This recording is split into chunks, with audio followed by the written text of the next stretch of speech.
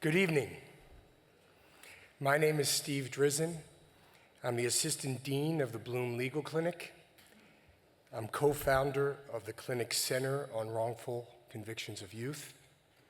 And tonight I'm here in a different capacity. Tonight I am here as Brendan Dassey's attorney. To all of you in this packed Thorne auditorium, and it's so nice to see this auditorium packed. To all of you in the two filled overflow rooms, to all of you in cyberspace watching us via live feed, welcome to Northwestern's Pritzker School of Law.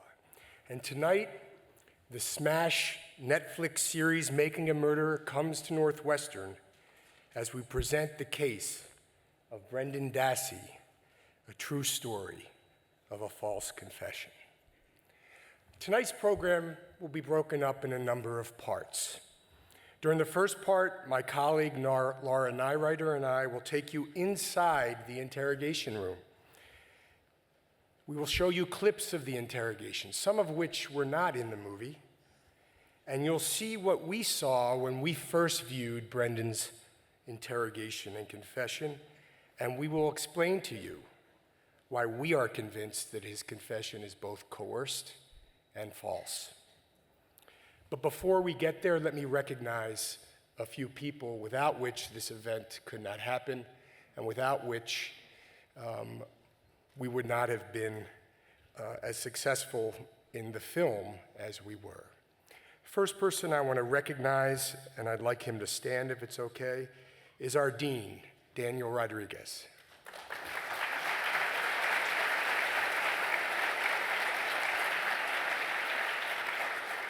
Since arriving in January of 2012, Dan has been a very strong supporter of the clinic in general and the Center on Wrongful Convictions in particular, and I want to thank Dan personally for all of his support. There are two other members of the Dassey legal team who are not going to be part of the formal program tonight that deserve recognition. The first person I want to recognize is Tom Garrity. Tom, would you stand up, please?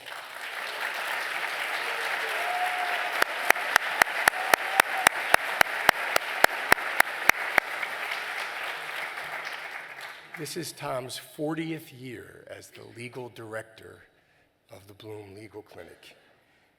Tom taught me everything I know. He taught me juvenile law when I was a student here. He hired me after I graduated, and he taught me how to be a criminal defense lawyer, and he taught me how to be a clinical teacher. And you might remember Tom from episode 10 in the film. Tom's our most seasoned trial attorney in the clinic, and he just had to be part of this team. And we invited him, and he was the lawyer who cross-examined Mark Wiegert and Tom Fassbender, the two investigators who interrogated Brendan. We have another special guest tonight, an unsung hero of the Dassey legal team, who also makes an appearance in episode 10. He's Bob Dvorak. And Bob, would you stand up, please? Where are you?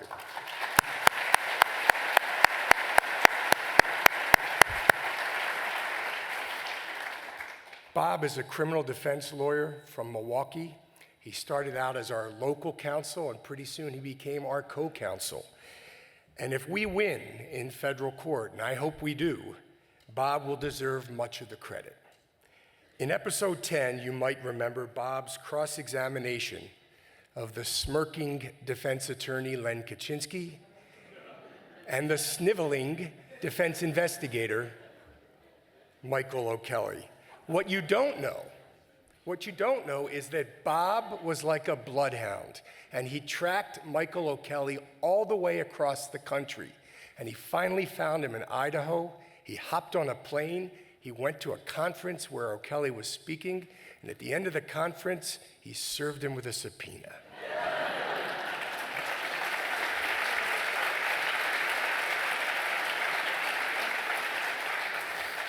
And that subpoena required Michael O'Kelly to come back to Wisconsin and bring all of his documents with him and all of his videotapes. And it was from that subpoena that we got that videotape of Michael O'Kelly interrogating Brendan on the night after his motion to suppress had been denied.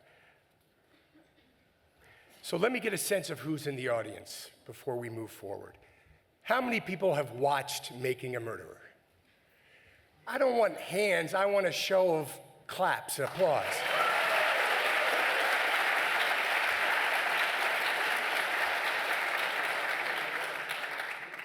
And the reason I want applause is because I think it's really important that we honor both Maura Demos and Laura Riccardi, the filmmakers who are not with us tonight, but may be watching somewhere, as far as I know, for their brilliant job of storytelling in that 10-episode show.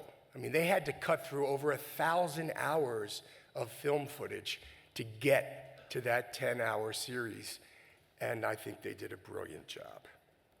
How many lawyers are in the audience?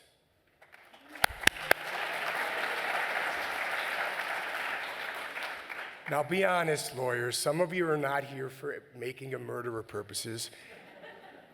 You're here to get those pesky, hard-to-get CLE, professional responsibility credits. I have to remind you to turn in your CLE evaluation sheets at the beginning, at the end, and consider this, that reminder.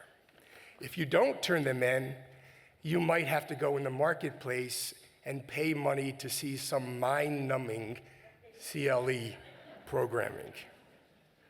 How many are not lawyers in the house?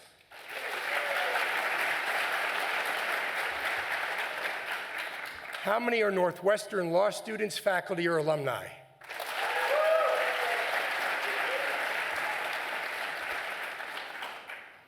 Is Ken Kratz in the house? No. If he's there, we welcome him. And this is a law school, and we welcome the free and fair exchange of ideas and points of view. And I don't know if he's in the breakout rooms or not, or if he's watching. I just want him to know that he has nothing to fear.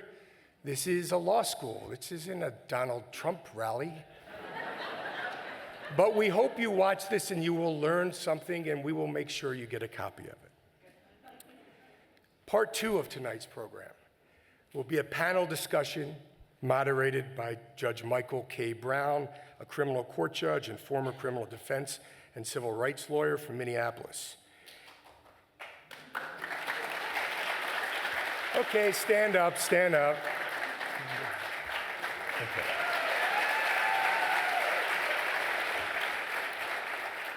And joining him and Laura and I on the panel will be Bob Milan, a former high-ranking prosecutor in the Cook County State's Attorney's Office. Bob.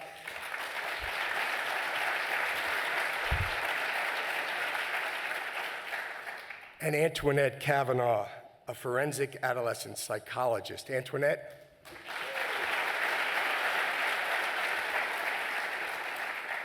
Both of them will give their special insights on the interrogation and confession of Dassey. And during this session, Judge Brown will pose to us, all of us, some of the questions that you have forwarded to him. But we have a special treat for you now. Making a Murderer has struck a chord deep inside the millions of people around the world who binge-watched the film. I just learned that our dean on a Saturday started at 8 o'clock in the morning and watched it straight through with his wife. That's the way to watch it, right? But it sparked a much-needed discussion about so many issues relating to the quality of the justice we give to defendants in the criminal justice system. And one of the people who watched the film who felt compelled to act after seeing the series was a young and a talented singer, a songwriter from Hannah City, Illinois, a small town in central Illinois, not too far from Peoria. She picked up her guitar and she composed a song that so eloquently captures the pain and the loneliness and the isolation that Brendan Dassey must be feeling today. She is here tonight to perform her song with her band, The Underground, and the song, which I hope will be a hit someday, is called Bad Man. So without further ado, let me introduce to you SMD and the Underground from parts in Central Illinois. Thank you.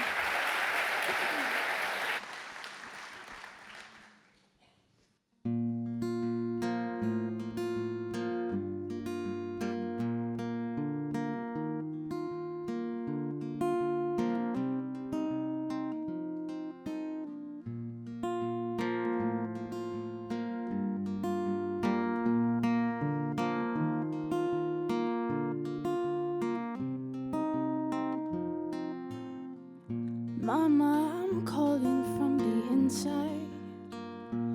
Tell my father that I phoned. You know I'm trying to come home. Mama, I'm calling from the inside. I can't sleep for these bad dreams. Please say you still believe I'm not the madman that they show on the TV. Mama, they made a bad man out of me.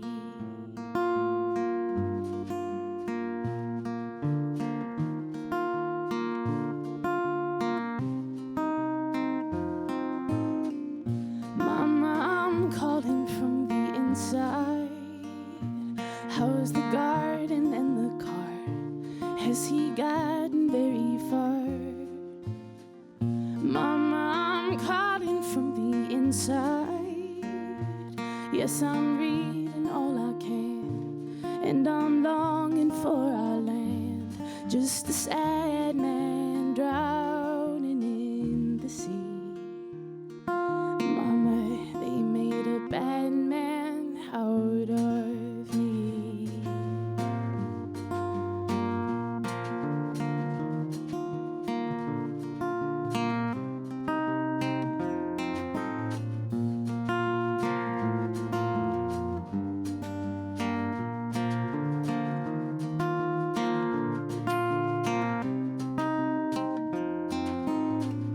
Mama, I'm calling from the inside, and it's the perfect kind of day to throw another day away.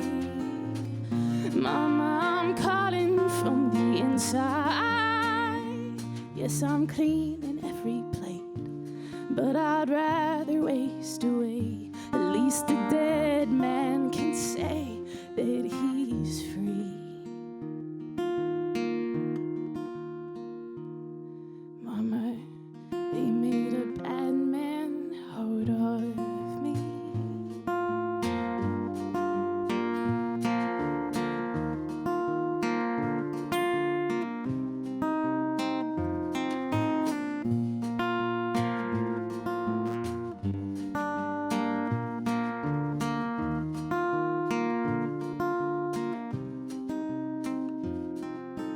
Poor people lose.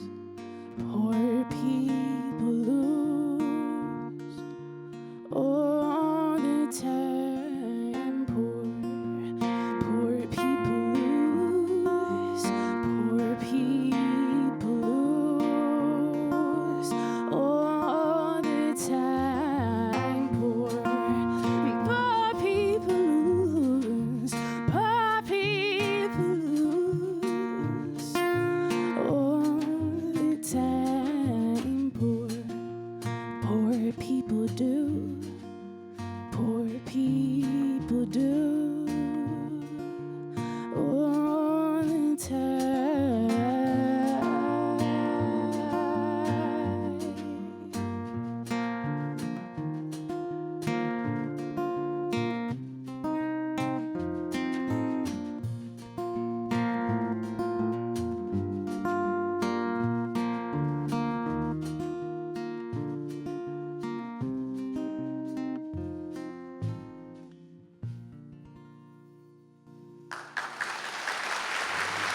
Thank you.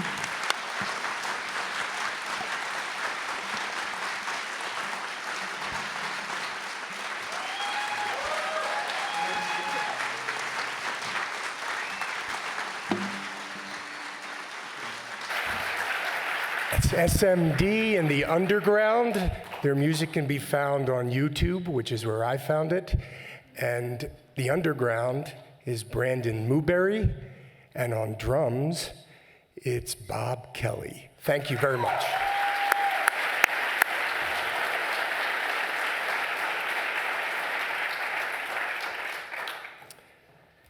Now it's my pleasure to introduce you the real star of the Dassey team.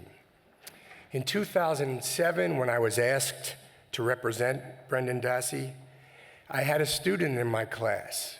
She was one of those once-in-a-lifetime students. And I assigned her to work on Brendan's case. Little did I know that she would grab a hold of that case and never let go. She worked on the case after she graduated. She came back to the clinic and worked on the case as a fellow for a couple of years.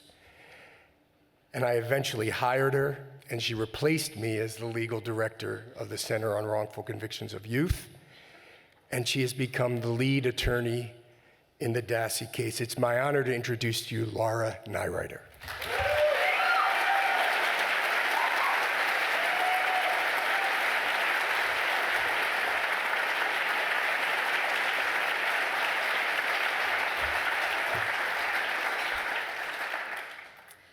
Well, I'm going to guess that the fact you're here means that most of you know the story of making a murderer. In 2003, Wisconsin resident Stephen Avery was exonerated of a rape he didn't commit after spending 18 years in prison. 2 years after his release, he went on to be accused of the brutal murder of 26-year-old Teresa Halbach. Eventually, as the state worked hard to build a case against Avery, his nephew, 16-year-old Brendan Dassey, was swept up in the sting. Brendan was brought in for police questioning, initially because he was his uncle's alibi, at least in part. But he eventually gave the police a detailed confession on videotape to helping Stephen rape and murder Teresa Halbach. Brendan was tried to great media fanfare as an adult. He was convicted, received a life sentence. Like his uncle, he's fighting that conviction, and we're honored to represent him in that effort.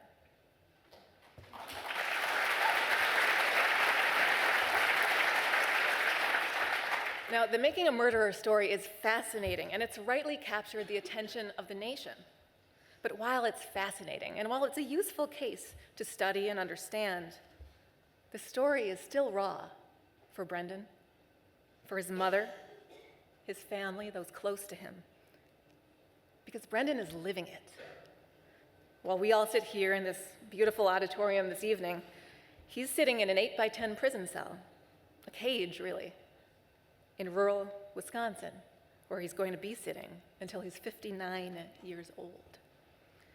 This is a serious injustice for those of us who believe in Brendan, because let me tell you right now, I believe Brendan Dassey's confession to the rape and murder of Teresa Halbach is false. And that's what I want to talk about today. False confessions. It's a hard thing to wrap your mind around. The idea that someone would confess to a crime he didn't commit. So let's begin our discussion by listening to Brendan himself explain, at least as best he could, why he falsely confessed. You all know from the series that 16-year-old Brendan was interrogated by 2 officers at the Manitowoc Police Station on March 1st, 2006, without a parent or a guardian present. The interrogation was captured on videotape, and we're going to watch several parts of that interrogation video a little bit later. But I want to start now by showing you some of the very last seconds of that tape. Because after Brendan finished confessing to rape and murder, the officers allowed his mother to come into the room and talk to him. She'd just been told that her 16-year-old son, her youngest child, her special boy with a low IQ and different needs, had just confessed to a brutal crime. And she asks him, "Did you do it?" Let's watch that moment together, caught on video, just a few seconds long. Did you? Huh? Not really. What do you mean, not really? They got to my head. Huh? Did you catch that? It's very quiet. They got to my head. That's it. That's Brendan's explanation for why he falsely confessed. They got to my head. Think about that. We want to spend the next hour unpacking what they got to my head means. What did these interrogators do to get to Brendan's head? What psychological pressures can cause someone like Brendan to confess or to falsely confess to a horrific crime? We'd like to answer this question by talking first about false confessions and police interrogations in general, and then dive back into Brendan's case and look at some more clips from his interrogation in depth. So let's begin by talking about false confessions. Now, the realities are that while false confessions are a very difficult thing to understand, why would someone falsely confess to a crime that they didn't commit, especially one as horrific as this crime? The reality is that the work of organizations like the Center on Wrongful Convictions and the Innocence Project have uncovered hundreds of proven false confessions. These are confessions that people have given to brutal crimes. They've been convicted, and then after their conviction, sometimes years later, DNA evidence has proven beyond a shadow of a doubt that they're innocent. In fact, in murder cases, homicide cases like Ms. Halbach's case, we know that false confessions are actually the most common cause of wrongful convictions. And here's the interesting thing. Most false confessions are detailed. They sound believable. It sounds like the person knows what they're talking about. How does that happen? We're going to talk about that tonight. But there's a couple of myths out there about false confessions that I want to dispel right away. The first one is that it's obvious when a confession is false, right? We all think, well, I'd be able to tell a false confession when I heard one because, of course, the person wouldn't be able to describe the crime. The person wouldn't sound like he or she knew what they were talking about. But that's not true. Again, these confessions are detailed. They sound accurate. They sound believable. Another myth, I would only falsely confess if somebody beat me, right? Also not true. In these cases, there's not a single case amongst them of physical abuse. Rather, all of these false confessions that I'm talking about were obtained through the use of psychological interrogation techniques. Nobody laid a finger on these people. And we're going to talk about how that happens.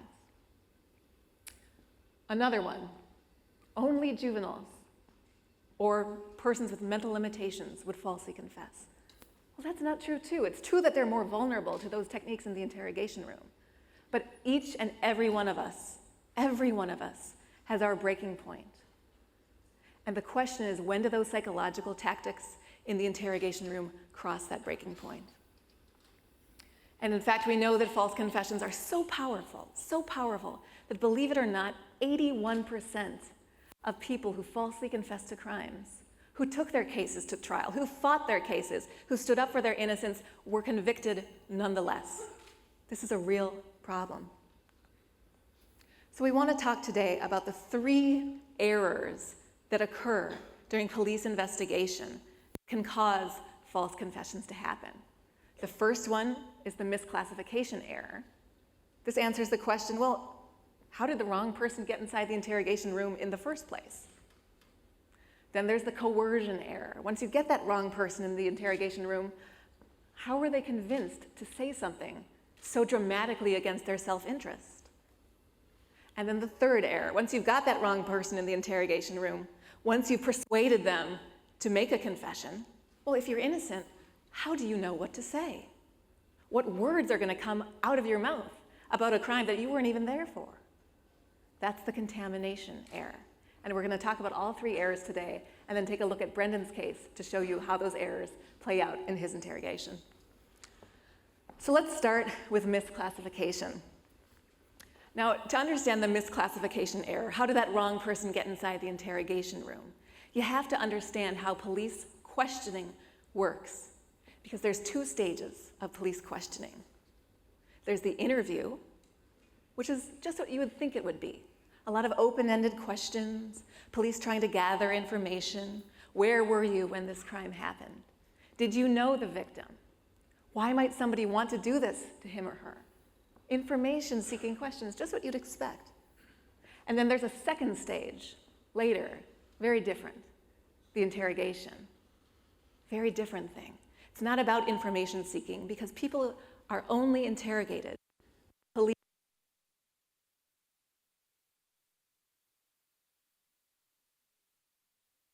it's a police-dominated process.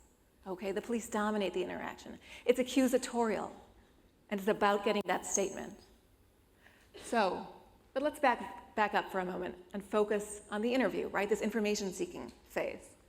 Now, during the interview, these questions are being asked, information is being sought, but something very different is also happening during the interview. Police are trained to watch the ways in which people answer questions, to read their body language, to notice their choice of words. This is what's referred to as behavioral analysis, and that's what's really happening during the interview. Police are watching how you answer those questions, and they're making judgments based on the way in which you answer those questions. Because police are actually trained that deception can be detected by the way in which you answer questions, and that all it takes is proper training for a police officer to turn into a human lie detector. So let's take a look at some of these training materials that teach this behavioral analysis. This is a handout that is used by a company called John E. Reed and Associates. They're based here out of Chicago, and about 50 or 60 years ago, they developed a psychological interrogation technique that has since become the most widely used interrogation technique in the country. About 2/3 of all officers around the country are trained how to interrogate in the Reed technique. So let's take a look at this handout, because this is a handout that Reed uses to train officers about behavioral analysis. You can see here on the left-hand side, we have deceptive denials. These are phrases that people who are supposed to be lying use. Then here on the right-hand side, truthful denials. These are supposed to be indicators of innocence, of telling the truth. So let's take a look. I didn't take that money. That means you're lying. I didn't do that to her. That means you're lying. Look on the other side. I did not rob anyone. Well, that means you're telling the truth. I did not rape her. That means you're telling the truth. All right, let's keep going. These are some slides used by the president of John E. Reed and Associates during a presentation that he gave at the University of Arkansas about his interrogation techniques. And again, on the left hand, we have body language cues that are supposed to be used by somebody telling the truth. Right-hand side is cues that are supposed to be indicators of lying. So let's take a look. Truthful individuals: composed, concerned, cooperative, direct, sincere, and open. Kind of sounds like a Boy Scout. A truthful individual has open palms, maintains frontal alignment, don't turn that body, frontal alignment, and a truthful person makes smooth posture changes. Let's look over here, though, for lying. What means you're lying? Slouching means you're lying. Lacking frontal alignment means you're lying. Hand over mouth or eyes means you're lying. How about this? Can you read that? I don't know means you're lying. I can't recall means you're lying. Referring to God or religion, my God, I would have never committed this crime. That means you're lying. Now, if this sounds crazy to you, I think you're right. Reed and Associates claims an 85% accuracy rates in these methods of detecting deception. But virtually every independent study that's taken a look and evaluated these techniques has found that people are not human lie detectors, even officers who have been trained in this technique. Even officers who've been trained fare no better than chance when they're trying to determine whether somebody is telling the truth or lying. They're right about 45 to 60% of the time. It's basically a coin toss. The truth is there's no human behavior that is unique to deception. There's no physiological giveaway that will tell you when someone is telling the truth or lying. But this is a powerful, powerful myth amongst law enforcement because it leads to this misclassification error, making wrong assumptions about whether somebody is lying and therefore guilty based on body language and choice of words and whether they say, "I don't know." This is a powerful error. It can lead to bias in the investigation, and it can trigger interrogation.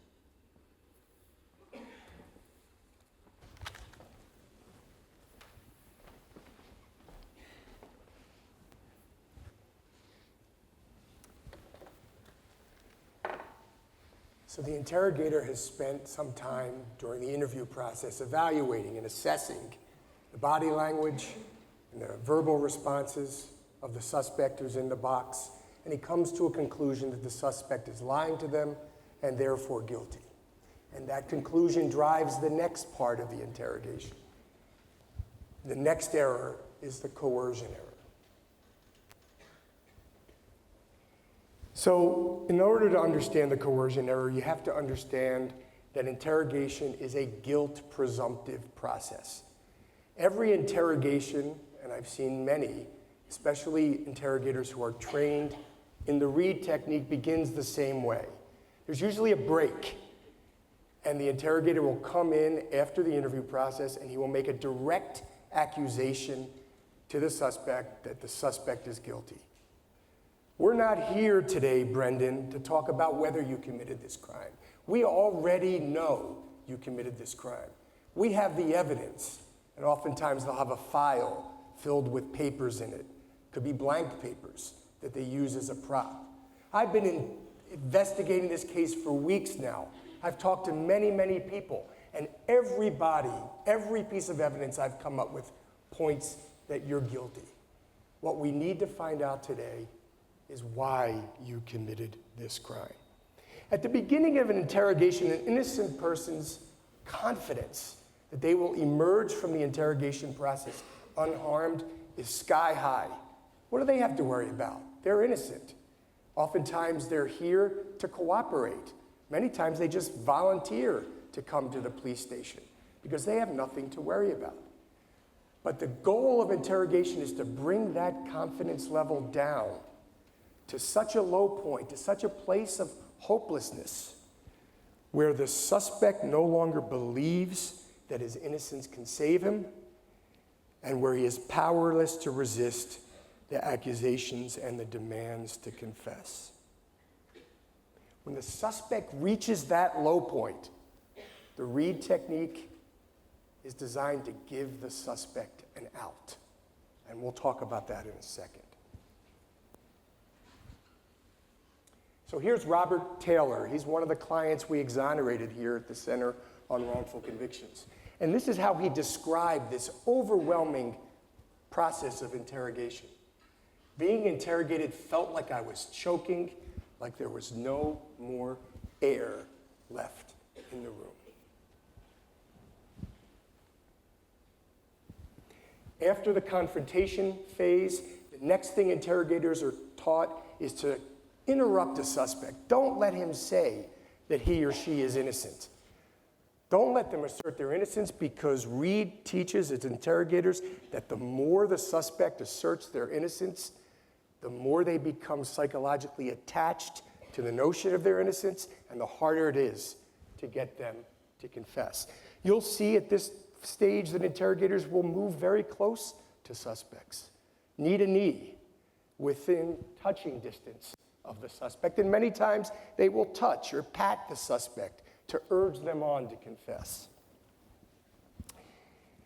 And during this process, what we see in almost every case of a false confession are what are called false evidence ploys. And false evidence ploys are lies about evidence, claims that police officers have evidence against the suspect that they really don't have. And this can send a suspect into a place of panic and desperation. Once that suspect is in that place, and remember, these false evidence ploys, they can be both general or specific. Usually they're more general, because if a police officer tells a suspect, we have your fingerprints, we have your DNA, we have you on video, the innocent suspect will know that that's not the case, or at least there's a risk that he will know that that's not the case and not believe police officers. Usually they're more general. It's the omniscience ploy. The all-knowing police officer telling the suspect over and over again, we already know. We just need to hear it from you. And police officers are allowed to lie, and they have lied with abandon since 1969 in the Supreme Court decision of Frazier versus Cupp that blessed the practice of using deception during interrogations. Now, it's important that although police officers are allowed to not lie, John E. Reed and Associates cautions police officers not to lie under these circumstances. Deceptive tactics should not ordinarily be used with individuals who have significant mental limitations, or with young children, or with youthful suspects of low social maturity. In the next edition of Reed's manuals, he should have a picture of Brendan Dassey next to those words. After the suspect is at that low point, we see the tactic of minimization. This is the out. The out is a suggestion to the suspect that there are only two alternatives, both of which make the suspect guilty, but one of which gives the suspect a face-saving moral or legal excuse, while the other paints the suspect as a cold-blooded, heartless, deliberate, premeditated killer. Did you intend to kill the victim, or was it just an accident? Did you plan this act, or was it just a temporary loss of self-control? Did you instigate the assault, or were you just responding in self-defense? Did you want to participate in the rape, or did your uncle force you to do it? These alternative questions that give suspects two choices are implied promises of leniency. The suggestion is if you accept the less heinous version, that you will be treated more leniently in the criminal justice system, and they work. Unfortunately, they also work to produce false confessions. These are three other teenagers who falsely confessed to crimes they didn't commit. And the perception they got from signing this confession or from agreeing to the police story was that if they just confessed, that they would be allowed to go home. The police officers didn't say specifically, you'll be able to go home, although they did say things like, we'll wrap this up soon, you can get on with your life, other kinds of phrasings that suggest that they could go home. Once the suspect admits to some involvement in the crime, the police officer's job is not over. Because while getting an admission is powerful evidence, what they need to get a conviction is to have the suspect give the police officer the details of the crime that only the true perpetrator would know. Now, this is a real problem for an innocent person. He's got to guess to come up with those details. And as Laura said at the beginning of this presentation, many of these confessions are filled with details, and many of those details are accurate. How does that happen? Well, it happens through the third error, which is the contamination error. And the most significant source of contamination is fact-feeding, leading questions by the interrogators that give the suspect the answers that they are looking for, and the suspect will adopt those answers and incorporate them into his own confession. Sometimes it's leading questions. Sometimes they show the suspect crime scene photos. Sometimes they take the suspects, as they did in the Central Park jogger case, to the actual crime scene. All of this kind of police fact-feeding is frowned upon by everybody in the world of policing. Here's Neil Nelson. He was a police commander in St. Paul. He took a false confession from a 13-year-old to the murder of his father.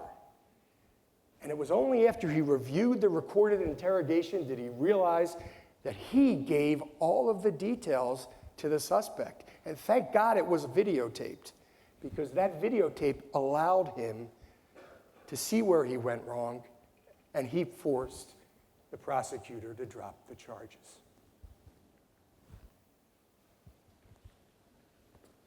All right, so we've talked about the three errors, right? Misclassification, coercion, contamination. And now we want to turn to Brendan's case and take a look and see if we can find those errors in the police interrogation that he endured, okay? So to start out, let me give you a little bit of background. Brendan, as we saw in Making a Murderer, was questioned at the police station on March 1st, 2006, which is where he confessed to the rape and murder of Teresa Halbach. But what Making a Murderer did not show was that that was the fourth time over a 48-hour period that Brendan was questioned by police, okay? Now the first time was this up here, the early afternoon of February 27th, 2006. Officers come to Brendan's high school. He's in 10th grade, 16 years old. They have him pulled out of class.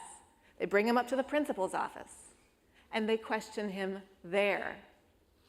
Now this interrogation is only captured on audio tape. They didn't bring a video camera with them, so that's all we have.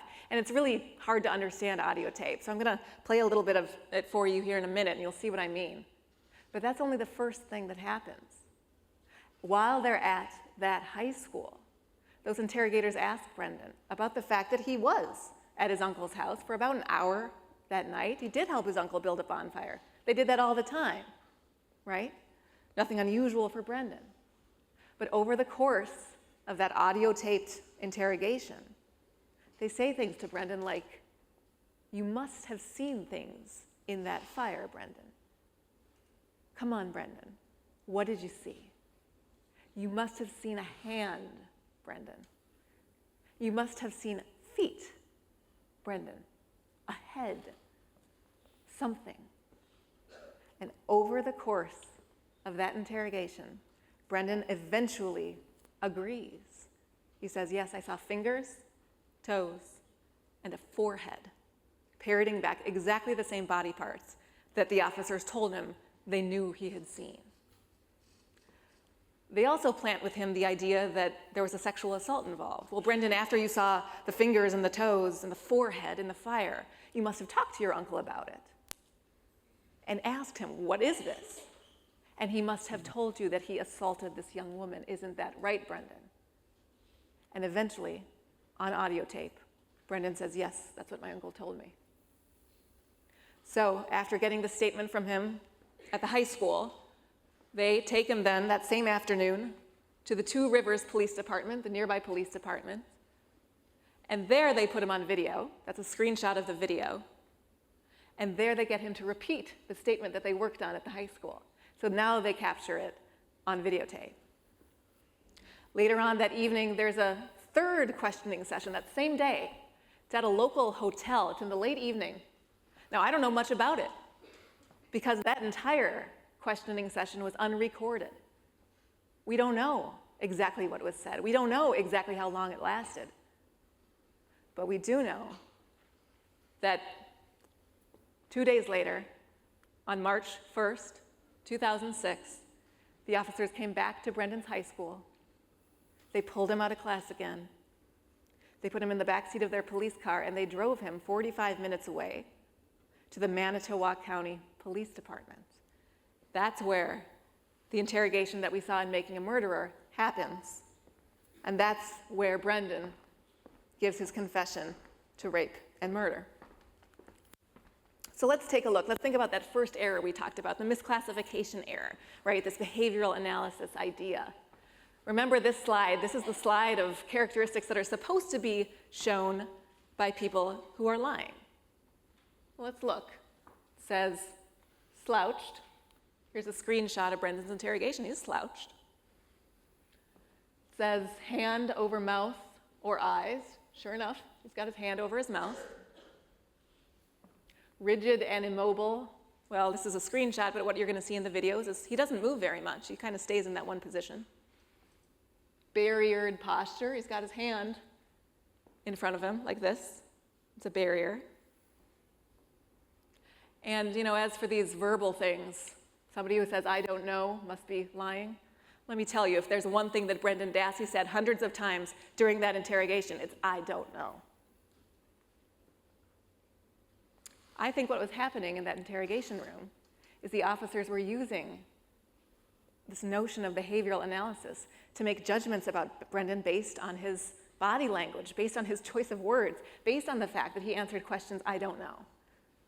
And we can see where that got us. Now there's another part to this misclassification error, I think, in Brendan's case. Okay? This down here is an email that was sent by a man named Pete Bates. He was the defense investigator hired by Dean Strang and Jerry Buting, Stephen Avery's attorneys. And the defense investigator was researching Brendan's background just in case Brendan decided to testify against his uncle. They wanted to be prepared. So this is an email that investigator sent to Dean and Jerry. Let me read it. He says, this kid, Brendan, has had problems since kindergarten, particularly in the social area. It's noted from as early as 3rd grade that he can't look an adult in the eye. He's withdrawn. He doesn't function well with others. He's been in special ed classes since grade school. He has trouble understanding vocabulary both to and from him. He's been continually diagnosed as having a learning disability. He's easily intimidated and withdraws into himself in confrontational situations. This is Brendan's disability. But I think that too, these characteristics too, caused those investigators to make the wrong judgments about Brendan. This failure to look people in the eye, this withdrawing during social situations.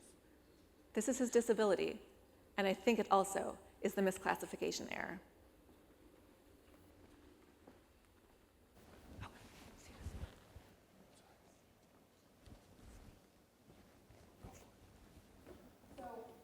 What I'd like to show you now is a couple of clips from Brendan's interrogation. I'm going to start here with clips that show the coercion, the second error that we talked about today. In particular, clips that show that omniscience ploy that Steve talked about. This tactic of pretending that the interrogator knows everything there is to know about what happened. There's nothing you can do to fool me. I know it all already. Let's watch this unfold. And these clips that I'm about to show, just to orient you, are from the interrogation on March 1st, but they begin talking about things that Brendan had previously said 2 days earlier on February 27th.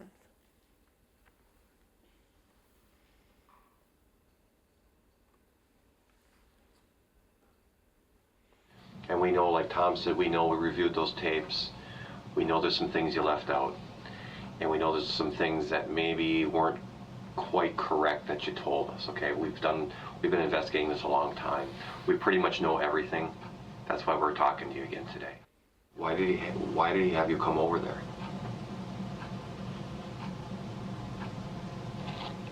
Did he need help with something? Remember, we already know, but we need to hear it from you. Why did he have you come over there? Brandon, were you there when this happened? No. Okay. Was she dead there then or not? Yeah. How do you know that? I have a feeling I know how you know that. We already know, Brandon. We already know. Come on, be honest with us. Be honest with us. We already know. It's okay. We're going to help you through this, all right? Oh, come on, be honest. You went back into that room. Don't let us down, Brendan. We know you were back there. Let's get it all out today. This will be all over with. Brendan, be honest. You were there when she died, we know that. Don't start lying now. We know you were there. What happened? Let's just start with the room in which he finds himself. You notice Brendan is sitting on a couch, but he's literally backed into a corner, isn't he? And he's got two police interrogators right in front of him, blocking the exit to the door, which is to his right. And what are they saying to him? We already know, Brendan. They're building a psychological wall. We know what's right. You can't dissuade us. There's nothing you can say to shake our belief that we know exactly what you did. And they walk him through every fact of the case. This is just a sample. You were there, Brendan. We already know. You went back in that room, Brendan. We already know. You were there when she died, Brendan. We already know. Again and again and again. And I think that this dynamic, frankly, was particularly devastating for somebody like Brendan, who's just a kid in school who always gets the answer wrong, but really wants to get it right. So this is part of the presentation of false evidence against Brendan, the officers claiming that they know exactly what happened. Part of that process of confrontation and accusation. And it goes on for some time. But after this process brings Brendan down to that point of hopelessness, my God, they say they already know what I did. They're telling me they have evidence. They're not letting me even assert my own innocence. They just keep accusing me. What am I going to do? What am I going to do? After they bring him down to that point of hopelessness, these officers tell Brendan what's at stake. They remind him what's at stake. And then they offer him that out that Steve talked about. So this theme, these next clips that I want to show you, they start on February 27th, so you'll hear that audio from the high school. And then it continues on March 1st. Let's watch.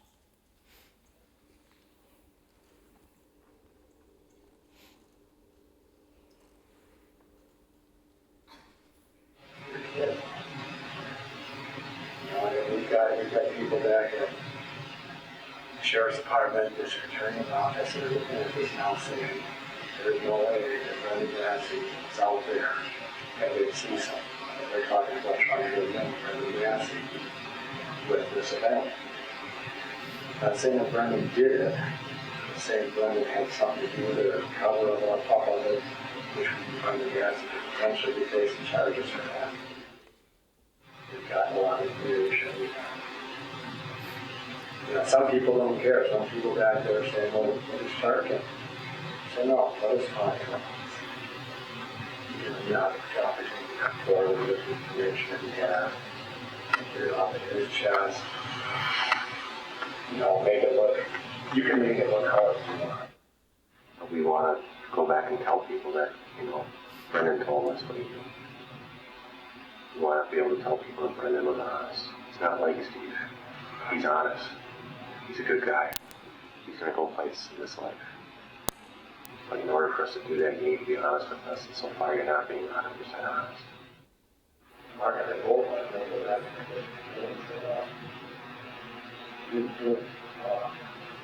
Yes, we're very straightforward, finally told us. Imagine how it's waiting on him. We'll understand that. We're going back for you. You have to be honest with you. Because Mark and I looked at the tapes, looked at the notes, and it's real obvious there's some places where some things were left out or maybe changed just a bit to maybe looking at yourself to protect yourself a little. From what I'm seeing, even if I fill those in, I'm thinking you're all right. Okay, you don't have to worry about things. We're there for you.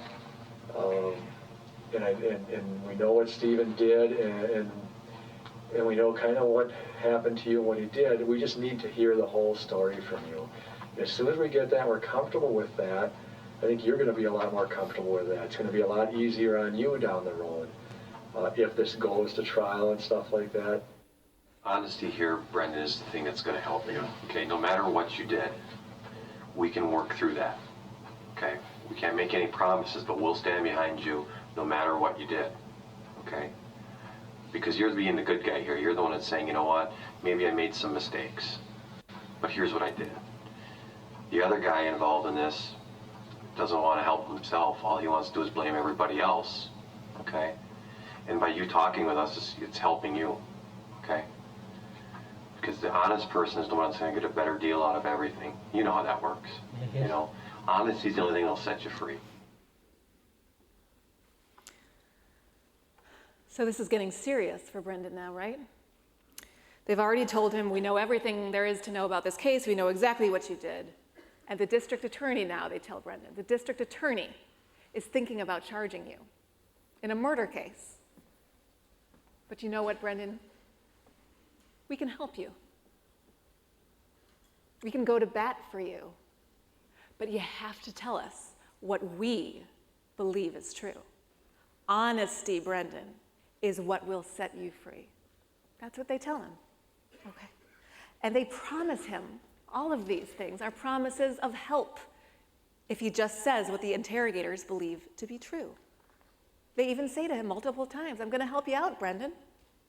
Now, these promises of help, interestingly, in recent years, just the past few years, have been disavowed by Johnny Reed and Associates, that company that trains police officers how to do interrogations. It says avoid interrogations that are centered on this theme that the person will get help if only they confess. But that came too late for Brendan, because this is just a sampling. Over those 4 interrogations, over and over and over, we hear, Brendan, I'll go to bat for you. Brendan, I'll help you. You'll be set free, Brendan. You just need to be honest with us. Now, these promises, I believe, were particularly potent in Brendan's case because of some other things that the officers said. I'm going to show you a few more clips, both from the high school and then from March 1st at the police station, in which the officers told Brendan that they weren't officers after all. Let's watch these clips.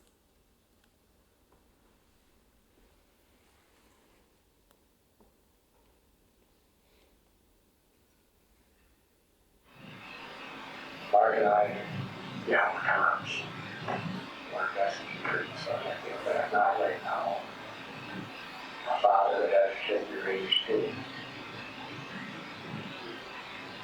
You got more. I got more than come over and give you a hug and then over her. Talk about it. That's high and dry. We'll talk to your mom after this. And then deal with it. Best we can. You're nervous, okay? The cops are not high and dry.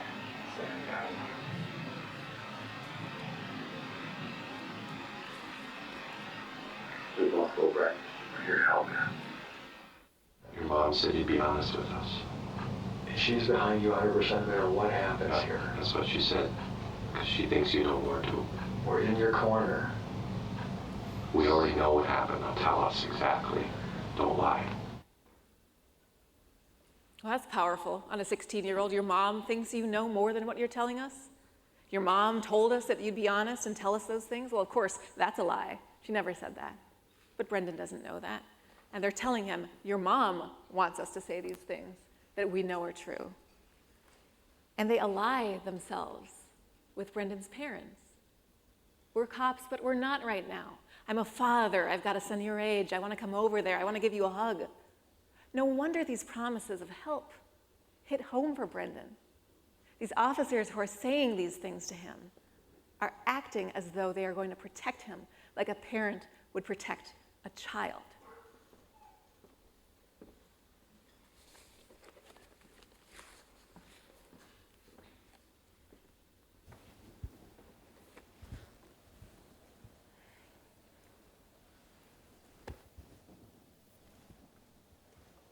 There were 3 facts, 3 absolutely critical facts in this case that were not widely known in the media, in the general public. Johnny Reed and Associates tells investigators that they should hold back some facts, because if the suspect can give you those facts, then you have a pretty good idea that what the suspect is telling you is true. Even better, if the suspect can lead you to evidence that the police didn't even know about, that's a pretty good indication that the suspect, in fact, committed the crime. But there were 3 held back facts. And the investigators in these next clips are desperate to get Brendan to give them these facts. What happened between February 27th and March 1st? There was no interrogation on February 28th. One thing that happened was that the investigators got a report from the Wisconsin State Crime Lab. And for the very first time, they learned that Teresa Hallback had been shot and that she had been shot in the head. They needed Brendan to give those facts to them. They also knew another fact. They knew that somebody had disconnected the battery cables from the battery in Teresa Hallback's car. They needed Brendan to say that either he did that or his uncle did that. And they also knew the whereabouts of Teresa's purse, her camera, and her cell phone. They were found in a burn barrel on the salvage yard. If Brendan could give them those details, they could be assured that Brendan had committed this crime. Now let's see how they got those facts. Let's see.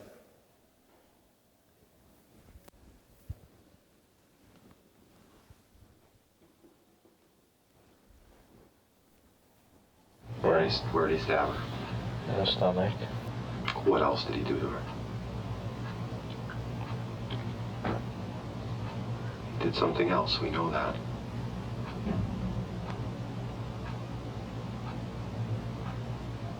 What else? He tied her up. We know he did something else to her. What else did he do to her?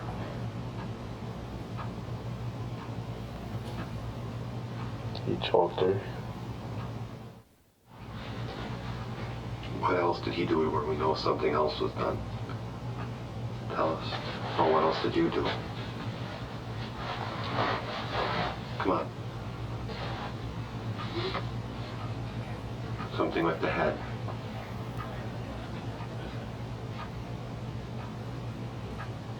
Brendan? Yeah. What else did you guys do? Come on. What he made you do, Brendan, we know he made you do something else. What was it?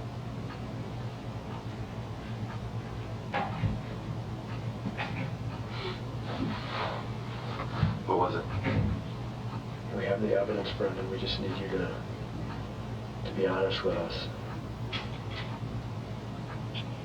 That he cut off her hair. Okay, what else? What else was done to her head?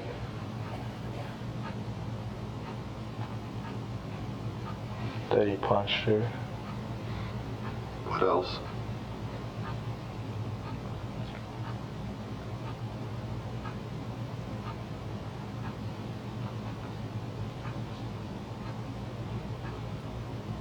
What else? He made you do something to her, didn't he? So he would feel better about not being the only person, right?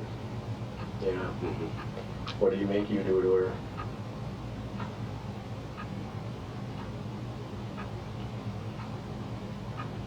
What did he make you do, Brendan?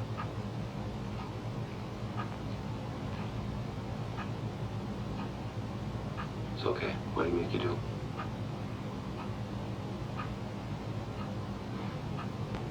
Cut her Cut her where? on her throat.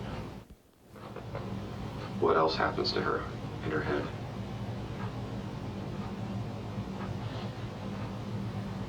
Extremely, extremely important you tell us this. For us to believe you. Come on, Brendan. What else?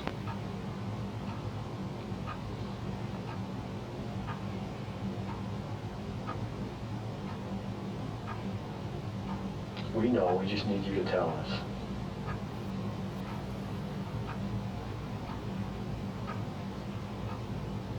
That's all I can remember. All right, I'm just gonna come out and ask you, who shot her in the head? He did. Why didn't you tell us that? 'Cause I couldn't think of it.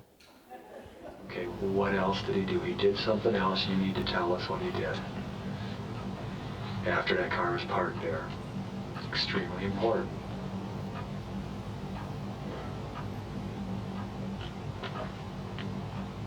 Before you guys leave that car.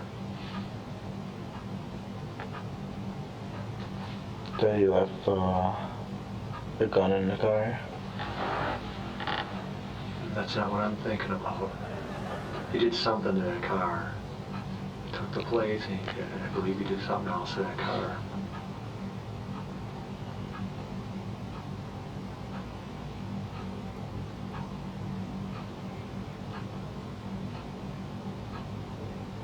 I don't know. Okay. Did he go and look at the engine? Did he raise the hood at all or anything like that? To do something to that car?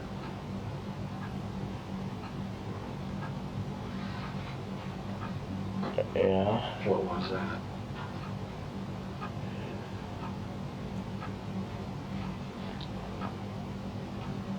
What do you do, Brendan?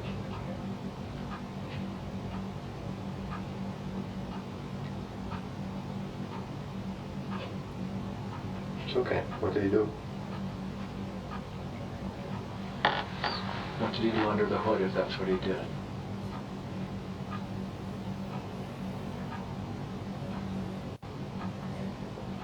I don't know what he did, but I know he went under.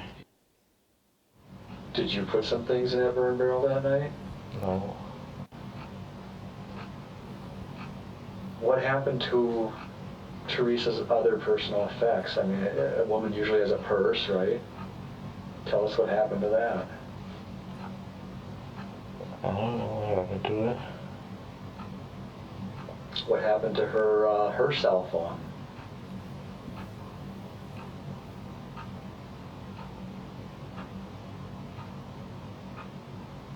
Don't try to think of something. Just I don't know. Did you see whether a cell phone of hers? No. Do you know whether she had a camera? No. If you know what happened to a cell phone or a camera or her purse, you need to tell us, okay? The hard part's over. Do you know what happened to those items? He burnt them. How do you know? Because when I passed it, there was like a person there and stuff. When you passed what? The brain barrel. Did you look? What did you see? Like a cell phone, camera, purse.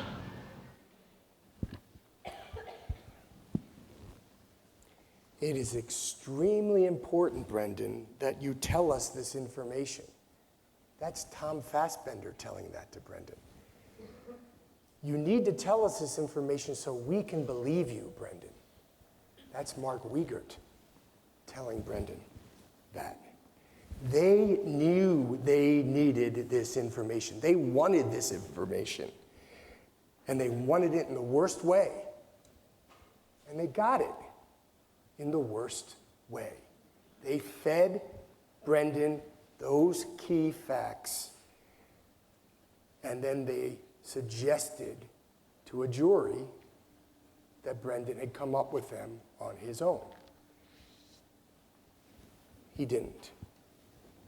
This is one of the worst cases of police contamination I have seen in over 20 years of looking at interrogations.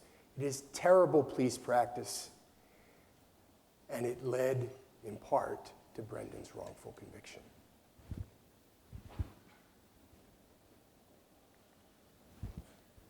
So what happens now? Brendan has confessed. He's given them the details that they had fed to him. They've got what they think they need. They have that narrative, a horrific narrative, a narrative that has caused people in Wisconsin to have nightmares. We've heard from some of them. It's a narrative that we believe is completely false. And the reason we think it's false is because there's not a shred of any evidence in that trailer to suggest that Brendan was ever there. There's no blood, there's no semen, there's no saliva, there are no fingerprints linking Brendan to that trailer. There's no marks on the headboards from the handcuffs that were supposedly used to restrain her. And I ask you, I've had 3 16-year-old boys. I know 16-year-old boys.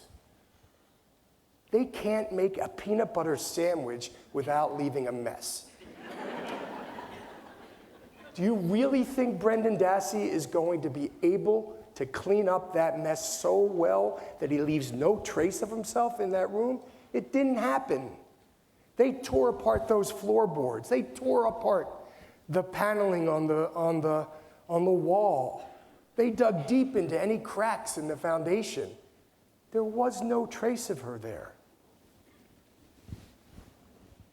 So what happens after Brendan confesses? And these clips, these are 2 of them before the mother is brought in, before Barb is brought in, and 2 after. The police leave the room, and Barb enters the room. And to me, these are the most heartbreaking clips in the entire interrogation.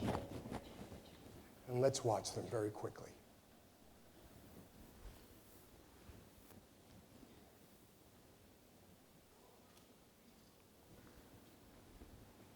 Am I gonna be at school before school ends? Probably not. I mean, we're at 2:30 already. And school's over at what, 3? 3:05. 3:05, yeah. No. What time will this be done? Well, we're pretty much done. And we may have a couple follow-up things to ask you, but it's pretty much done. You do understand that you're under arrest now? So could I call my girlfriend and tell her that I can come today? We'll give you an opportunity to do that. Okay? Did you kind of, I mean, honestly, after telling us what you told us, you kind of figured this was coming? Yeah? This is only for 1 day. Where am I going? Where do you think you're going? I don't know. You're going to juvie. That's where you're going. To a juvie jail.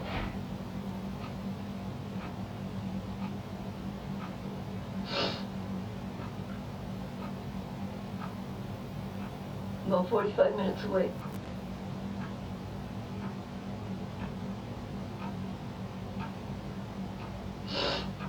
Yeah, but I have a question. What's that? What happens if he says something, like his story is different, but he says he admits to doing it? What do you mean? Like, if his story's like different, like, I never did nothing or something. Did you? Huh? Not really. What do you mean, not really? They got to my head. Huh? Didn't say anything.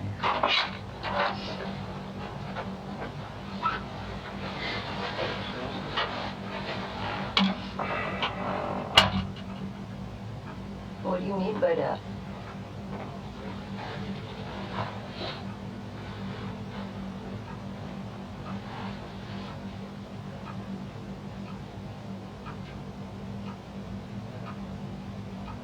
What do you mean by that, Brendan?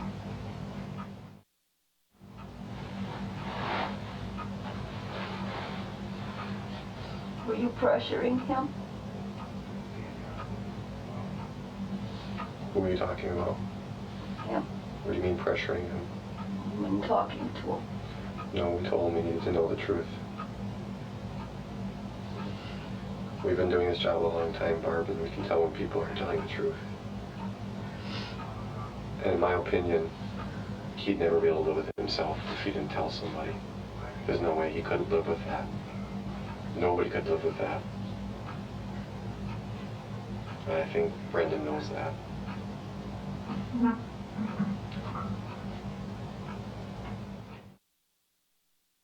It's so heartbreaking because here's a child who doesn't know where he's going.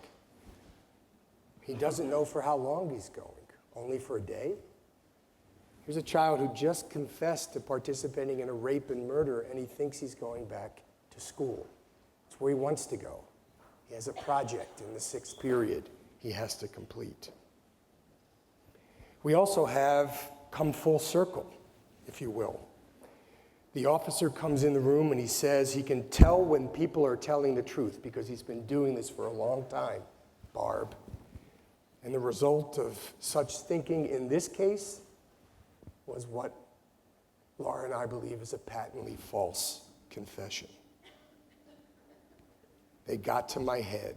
This is Brendan's way of recanting. And note that he recants at the very first opportunity when he and his mother are alone. And note how he shuts up immediately when those interrogators rush back in as his mom starts trying to get at why he confessed, and he says, they got to my head. The best interpreter of what Brendan meant by they got to my head, the only real interpreter was Brendan's mother. She knows what it means when he said that. She knows that it means he was pressured into lying. These last clips, especially the one with Barb and with Brendan, were never shown to the jury in this case. They never got an explanation from Brendan as to why he confessed in that moment, right after the police officers were finished. Where are we today? We've just taken you through the 3 errors that we see in all false confessions, and we've taken you through the clips that we believe show they were present and they controlled the outcome in Brendan's case. The court declined to suppress Brendan's confession. The motion was brought by Len Kaczynski, his attorney.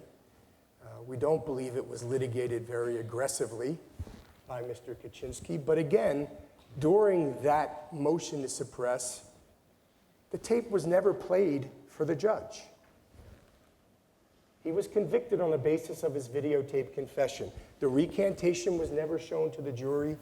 There was no expert testimony presented in this case to describe the phenomenon of false confessions. No experts were presented, even though Dean Strang and Jerry Buting had hired an expert to evaluate Brendan's confession, and that expert was ready to testify in the event Brendan flipped and testified against Stephen at his trial. That expert was ready to testify in Brendan's case, but his lawyers chose not to call him. The other thing the lawyers did in their defense case, and they were much better lawyers than Len Kaczynski was, but they didn't know how to litigate a false confession case. They never once played the tape in their case in chief. So the only time the jury saw this confession was when it was played straight through in 3.5 hours from start to finish. And they never played that recantation.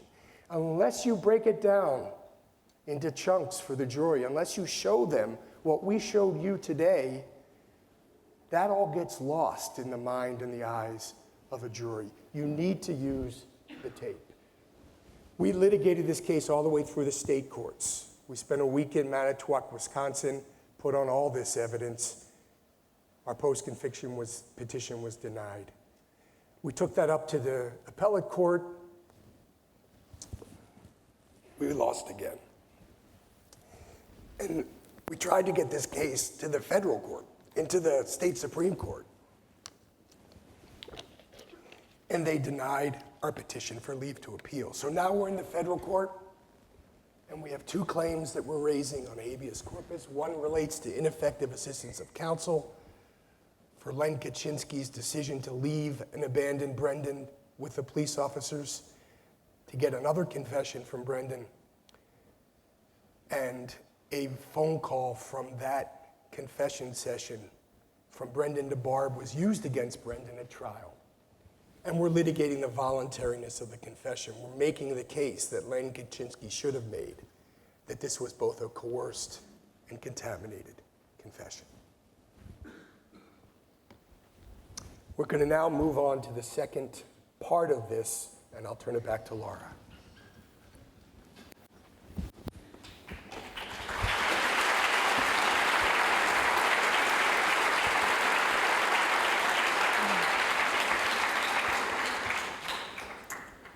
Well, it's now my pleasure to introduce to you the Honorable Judge Michael Brown, who will be moderating tonight's panel discussion. The Honorable Judge Brown was appointed to Minnesota's 4th Judicial District Court by Governor Mark Dayton on September 4th, 2015. He's currently assigned to the Civil and Criminal Rotation and serves on the statewide Judicial Technology Committee. Prior to joining the bench, Judge Brown was a civil rights attorney and served in numerous appointed positions with the Minneapolis Department of Civil Rights and the Minnesota Human Rights Department. He also practiced criminal law and authored academic articles on police practices. Judge Brown has been an adjunct professor and a faculty mentor at the University of St. Thomas School of Law in Minneapolis for 8 years, where he recently moderated a Making a Murderer panel there as well. Please join me in welcoming Judge Brown.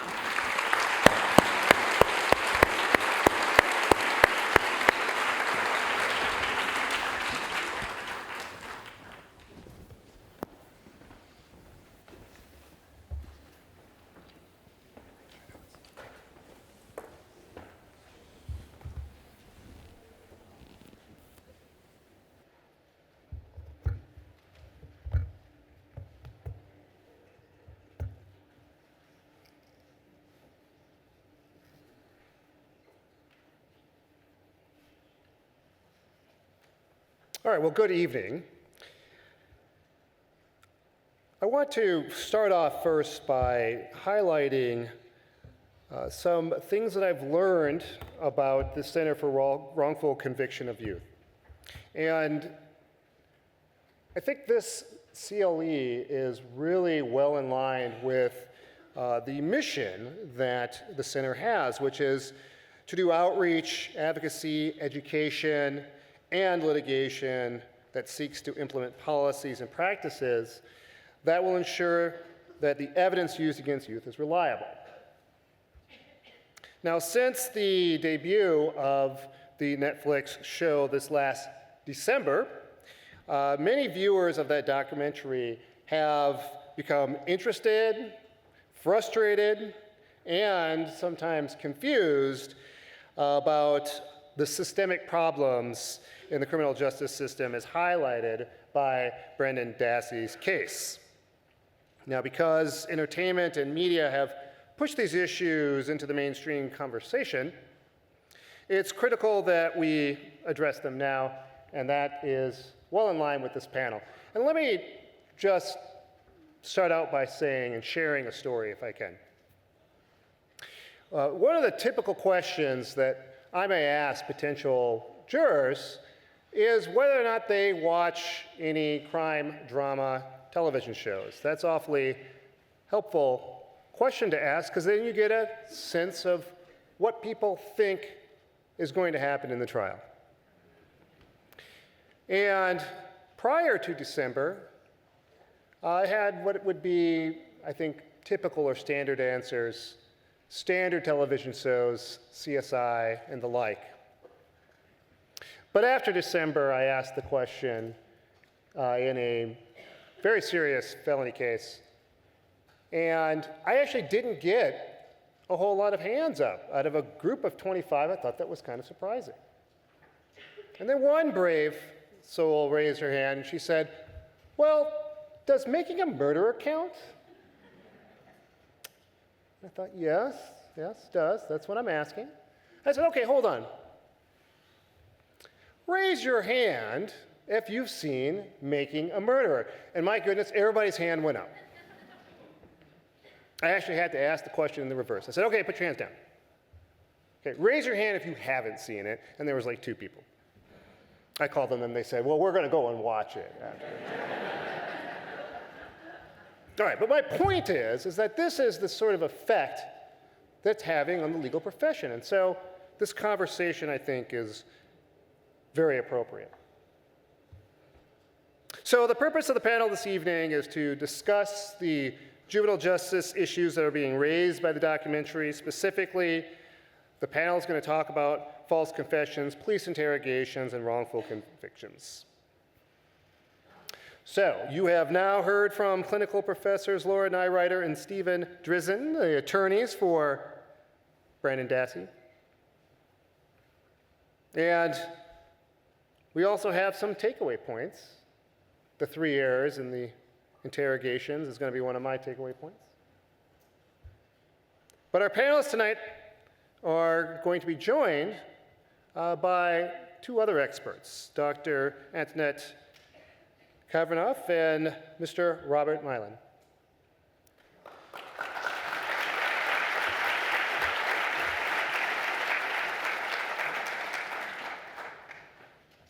Now, I'd like to begin with Dr. Kavanagh, who has earned her PhD in clinical psychology from Northwestern University's Freiburg School of Medicine, and her board certification in forensic psychology through the American Board of Professional Psychology.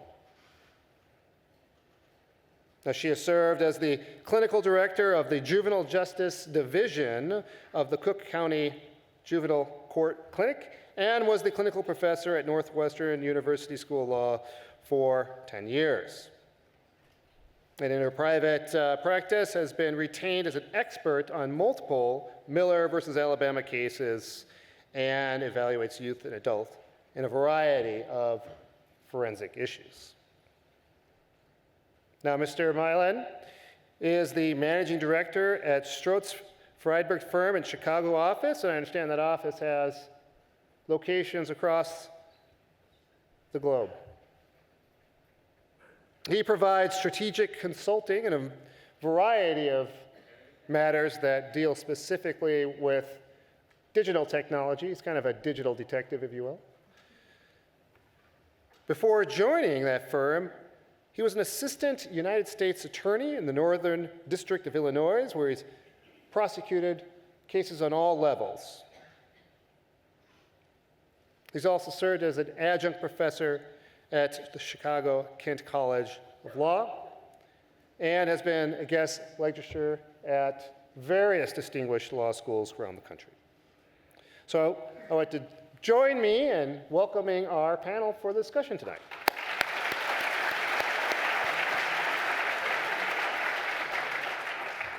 All right, so you heard a little bit about my background, and I am on the Minnesota statewide Judicial Technology Committee, so I'm going to try to use the technology. That's always been part of my plan. I'm in between. I use technology and I use paper. I'm going to use them both tonight. So here's what I want you to do. I want you to join me with the technology. The audience will have an opportunity to ask questions, and we had originally reached out to those who RSVP'd and asked you to send in your questions. I actually have some of the questions that you've already sent in. Now, if during this conversation or anything that you've heard tonight, you'd like to ask a question, we'd like you to send that email to that address that you see there.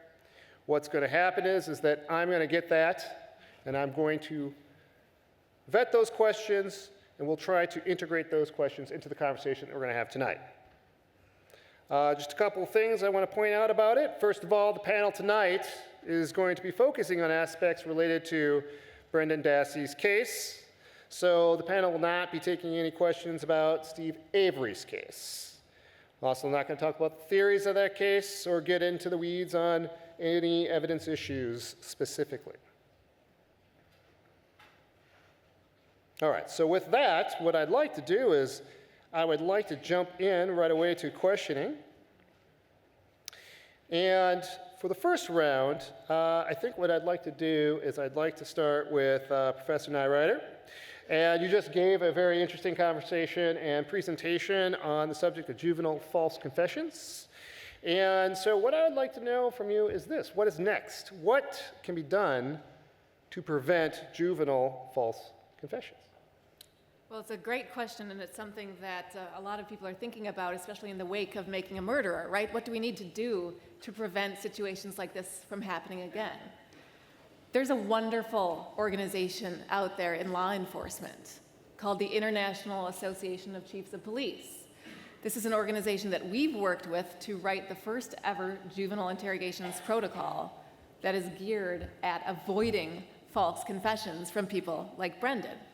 And this is a fantastic protocol because it makes a lot of specific recommendations that you can match up to exactly what went wrong with Brendan, right? It says never make these sorts of promises of help that we saw during Brendan's interrogation, right? Never suggest to a child that they're going to get to go home, back to school, whatever, if only they tell the truth. It says never disclose facts about the crime during an interrogation. Don't be feeding the information to the person you're trying to get the confession from, because then it's not really their confession, it's your confession, right? You're just putting it into their mouth. And it makes other very important recommendations. Don't let a child like Brendan go into that interrogation room without a parent, or better yet, without a lawyer who can adequately make sure that kid knows what's at stake, so that child doesn't sit there thinking, this is only going to be for one day, or I get to go back to 6th hour after this happens. Mr. Marley, from the prosecutor's perspective, does the lack of corroboration in Brendan's confession in the form of evidence or otherwise give you pause or concern?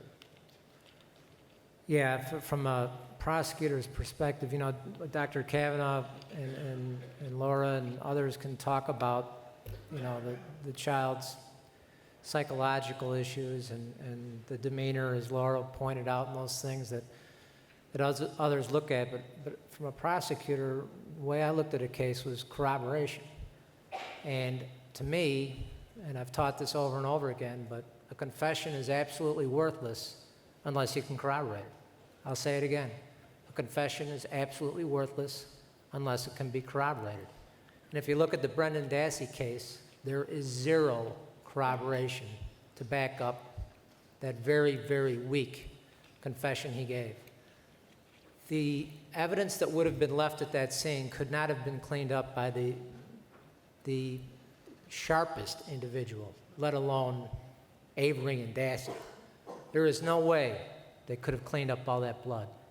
There is no way that there wouldn't have been marks left from shackles on the bed and everything else. There's no way that young woman's hair wouldn't have been found in that trailer, or semen on the sheets or the bedding. Not a chance that those things wouldn't have been found. And the fact that there is zero physical evidence to corroborate a very, very weak and ridiculous confession taken by that young man should be enough for the Wisconsin prosecutors and the Wisconsin police to walk away from that case. All right, Dr. Kenova, I'd like for you to talk a little bit about how forensic psychologists could have assisted in Brendan Dassey's case. Okay. I think that one of the things the judge saw when he ruled at the motion to suppress hearing was that he saw nothing in the videotape that worried him. And I think we could see it if you're schooled on it, as we've been schooled on it tonight, but the problem is what's psychologically coercive to one person may not be psychologically coercive to another. It's individually based. So that's why it's important to have a forensic psychologist talk to Brendan and ask him things like, I see in this videotape you're silent here. What are you thinking? Or when the police said, we can help you, what did you think they mean? Because it's important to know from his perspective, and that's what a good forensic psychological evaluation should do, which is ask him questions so that the court can understand what was going on for him in the moment.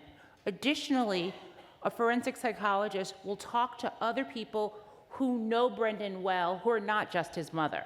He goes to school. That right there is a wealth of information. The psychologist will talk to his teachers saying things like, when he doesn't understand, does he tell you he doesn't understand? When he doesn't understand, how does he act? Does he get quiet or does he get assertive? A forensic psychologist would also, I have problems with imagining how he understood his rights as well. So a forensic psychologist will could ask the teacher, could he understand the words that the police used in giving him his rights? Those sorts of things. Also to test him for listening comprehension so that we can see what his listening, at what grade his listening comprehension skills are at and whether or not we can expect this. These are things that move you beyond what you can just see in the videotape, and I think that the judge saw Brendan has the power to make rational choices. That's what the judge said, and I think a forensic psychologist will help you understand that's not the case. All right, Dean Drizin. What are some of the police interrogation reforms that you would recommend, and how would you go about getting the law enforcement community to endorse those proposals? Well, one of the things about this case that it is important to remember is that this was the first interrogation in a major homicide case in the state of Wisconsin that was electronically recorded from start to finish. The Center on Wrongful Convictions of Youth was involved in the litigation that led the Wisconsin Supreme Court to electronically record all interrogations of juveniles. And if that had not been recorded, we wouldn't be here today. There would be no movie, or at least there would be no story of Brendan Dassey's case, and we would be left arguing about whether the police officers in this case coerced Brendan or whether, and the only information we would have would be the police officer's side of the story and the story of a intellectually challenged 16-year-old kid like Brendan. We just wouldn't have a movie. So first off, every conversation, interrogation, interview between a child and a police officer needs to be electronically recorded. Same goes with adults who are suspects as well. With regard to interrogation tactics, I think we outlined all that was wrong with this. I mean, they violated their own protocols. They know not to feed facts, but they fed facts. They know not to make promises of help, but they made promises of help.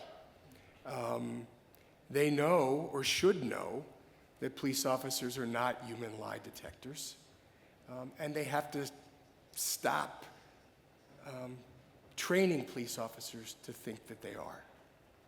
So is there a technique that you would recommend other than the Reed technique? There are a couple of techniques that are out there that I think are much better than the Reed technique.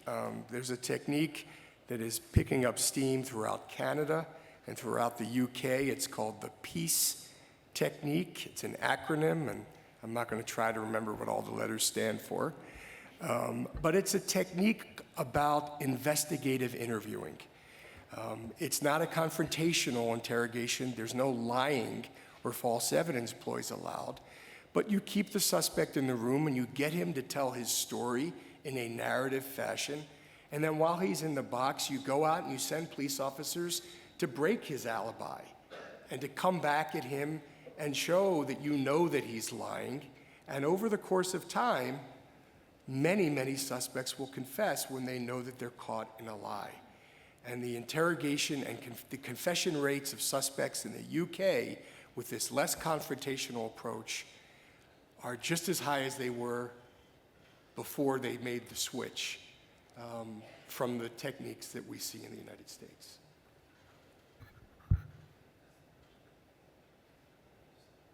All right, I'm going to move along a little bit, and I want to get back into the series. And perhaps, Mr. Milan, I think this might be a good place for us to have a conversation a little bit deeper about it.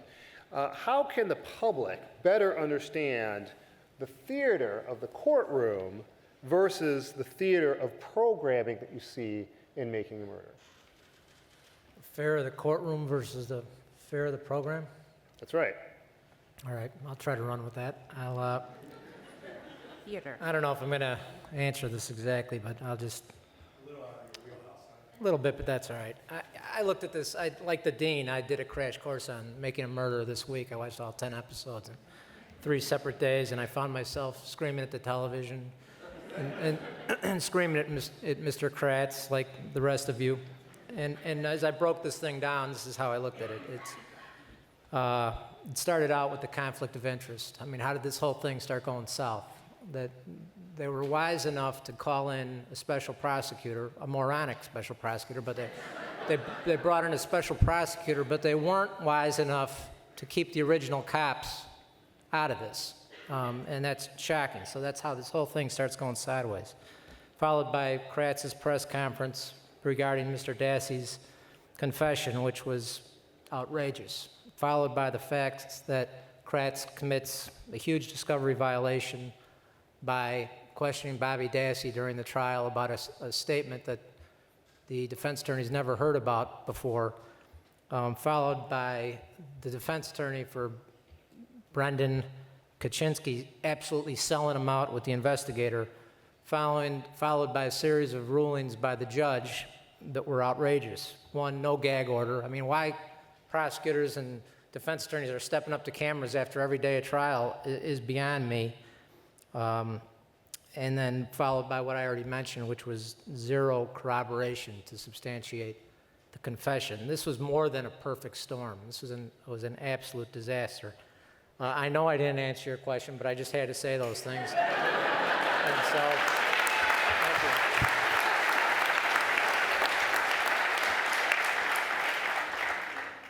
you. All right, then, how concerned... I'm not going to let you off the hook then. How concerned should the public be then about police planting evidence and that sort of thing? Is that something from your experience as a prosecutor? I think you said, you shared with me that you were prosecuted for 25 years?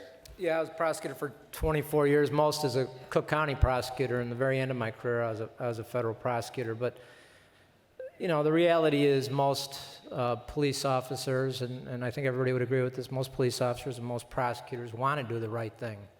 The problem is we've just seen too many false confessions and wrongful convictions. And I got to tell you, for me to say that, that's a tough thing to say. I mean, it was a tough thing to see the light. It came upon me maybe 16 years ago. But it's just true. One wrongful conviction is one too many. And in Cook County alone, we've seen dozens. And throughout the country, it goes. This isn't just an Illinois problem, it's across the country. And so to answer your question, it is a concern. Planting false evidence, does it happen? Yes. Do I think it probably happened in this Dassey case? Yes. Based on the key is inexplicable to me, how they missed it 7 times and found it on the 8th time. The blood, I'm not so sure about. But to answer your question, planting evidence I don't think is a huge problem. It's always a concern.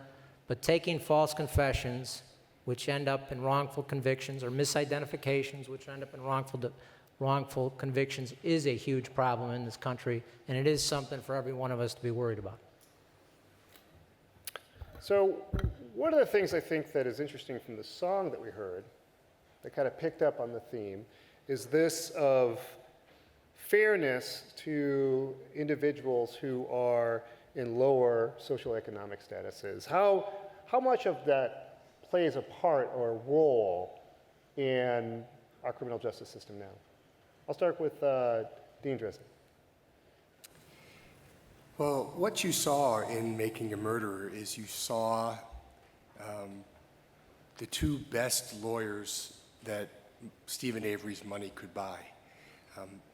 I don't think the fact that they were paid a substantial amount of money would have made a difference. Both Dean Strang and Jerry Buting are just criminal defense attorneys who, at heart, and they would have litigated the heck out of this case. But it did enable them to get experts and hire the best experts to work on the case and present a much stronger defense on Stephen's behalf than what Len Kaczynski did for Brendan.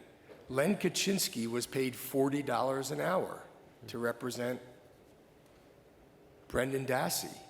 And that's shameful. That's not enough to keep the lights on in most criminal defense attorneys' practice. They have to lose money to take a case like this. And the quality of defense attorneys that you often get at $40 an hour is pretty atrocious. Brendan would have been much better off if he had the Wisconsin State Public Defender's Office representing him instead of one of these contract attorneys. So I think that, you know, poor people lose all the time is really a very apt way of describing what happened to Brendan Dassey.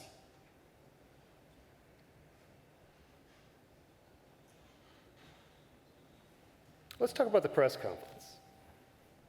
What are the thoughts on having the press conference with so much information coming out prior to there being a trial? Can I take this one? You can take this one. I see you're eager to answer that one. It was outrageous. You know, I don't think the Wisconsin state rules are much different than Illinois. And in Illinois, you can't do that.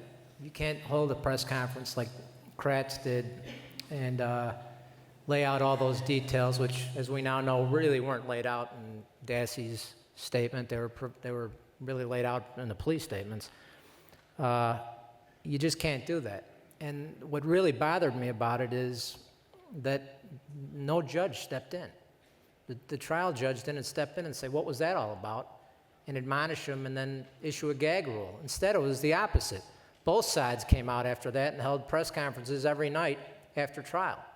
And that didn't help Mr. Dassey or Avery. So, as I stated earlier, everybody messed up in this case, from the defense attorneys to the prosecutors to the police to the judges. Nobody stepped up and did the right thing. I mean, there on that point, you know, the story that was told during the press conference, which was lifted from Brendan's confession, which was fed to him by the cops, you know, I think there's something really tragic about that story that's gone, frankly, overlooked in all the making a murderer craze, which is that this is a story which all of us, I think, up here believe couldn't possibly be true. This story of torture, of stabbing and throat cutting and hair cutting and choking and so on, sexual assault. But it's a story that's been presented not only to the people of Wisconsin, but to the Halbach family as a true account of their loved ones' final hours. And I think that's a tragedy, that they're laboring under this belief that's been given to them by the prosecutors in this case, that that's what happened to her. I'm not minimizing what did happen. You know, to be murdered is a horrible thing. To be shot in the head is a horrible thing.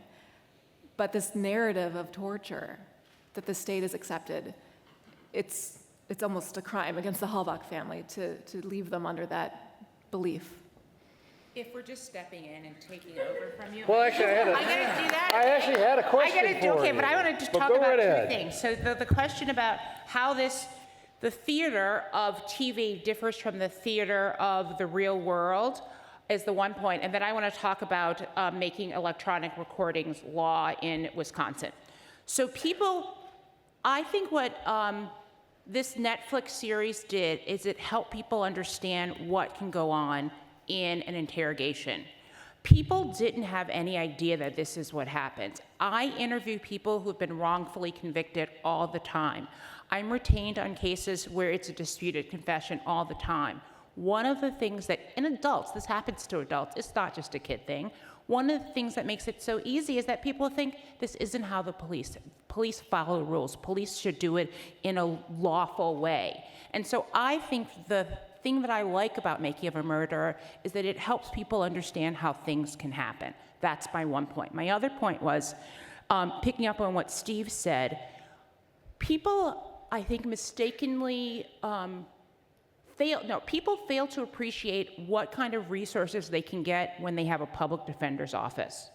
The person that made it so that all interrogations have to be videotaped, the person who actually took the case to the state appellate court was Eileen Hirsch, who was a public defender. I was a forensic psychologist on that case. I testified. One of the things that was so great was Eileen had behind her and with her not only the clinic here and the resources of the clinic here, which Steve was great at, but also the resources of her office. People think if I hire a private attorney, then I'm getting something good. Well, in fact, you might be, but you're going to have to pay a la carte for everything you get. Like if you want an investigator, you have to pay for that investigator. If you want a psychologist, you have to pay for it. When you have a public defender in the public defender's office, it's not that way for the defendant. And I think that that's something that TV does a poor job at not accurately portraying what great resources you can get when you're represented by a public defender, often. So thank you for allowing me to sort of take over there. Well, you have the floor right now, and I had a question for you, so that's actually ties in really well. So can you talk a little bit about this idea that law enforcement went to Brandon Dassey's classroom? They pull him out of the classroom and they bring him into the principal's office. Can you talk a little bit about what some of the effects of that would be on him? Okay, so of course I'm not a lawyer, but for all you people who are getting credits, it should make you think of JDB versus North Carolina. Because the idea is, what happened when you go to the principal's office? Like, let's think about those times that we went to the principal's office. You can't just get up in the middle and say, I'm out of here. You have to stay there, okay? So and we think you don't go to the principal's office for something good. You go because you're in trouble. And I think that shapes the whole interaction with the police. And it also shaped this idea that was repeated up until the fourth interaction with the police, which is, I talk and I get to go, right? He went home the first time, he went home the second time, he went home the third time, and sure enough, at the end of the fourth time, he's like, well, do I get to go home now? And that's not just unique to a person with a low IQ. I've interviewed many people where they've said, although I told them what they wanted me to tell them, that I killed this person, I thought I'd have dinner with my parents that night. Or I thought I'd be able to take my daughter to a soccer game that evening. So it's the repeated interaction that starts with the school that I think sets the precedent for him of what to expect. It also impairs his ability to appreciate the adversarial nature of what's going on and how it's increasing. So I think its impact is great, and it's one that's cascading over his interactions with the police. So one of the trends that's happening across the country now are these conviction integrity units that you're finding in prosecutor offices. So independent units that are dedicated to reviewing allegations of cases of wrongful convictions. Does this suggest that prosecutors have a proactive role in addressing wrongful convictions? All right, Mr. Marlin. If prosecutors let me just back up. When it comes to taking somebody's freedom, and this is what every prosecutor should think about. When you take somebody's freedom, it's not like horseshoes. It's close doesn't cut it. You better get it right. And when a prosecutor's office locks somebody up, they better use the same sense of urgency to fix it if they've locked up the wrong person. And that's why these conviction integrity units or DNA review units, whatever you want to call them, are so important. Every major prosecutor's office in this country should have that unit that goes back and looks at these cases. We started it in Cook County back in the early 2000s. We copied it off of San Diego. San Diego actually had that unit, and then we opened it up, and we're very successful. We actually exonerated a number of people over those years. But there's another important component of this, and Wisconsin should really start to get it, and that is when you're a prosecutor and a potential wrongful conviction is brought to you, the adversarial system should end. I mean, one of the biggest problems about this is you go into court and you're battling, and it's all adversarial.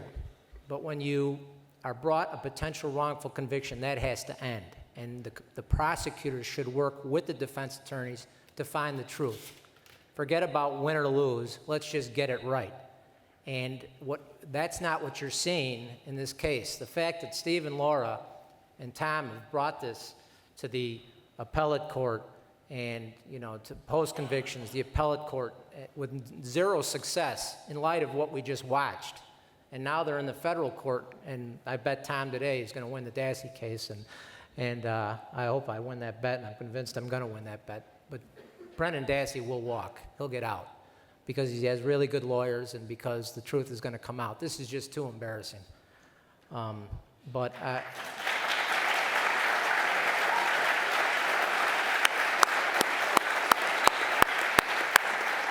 I hope that Wisconsin wakes up and they get, in regards to wrongful convictions, the adversarial stuff ends and they work shoulder to shoulder with the defense bar.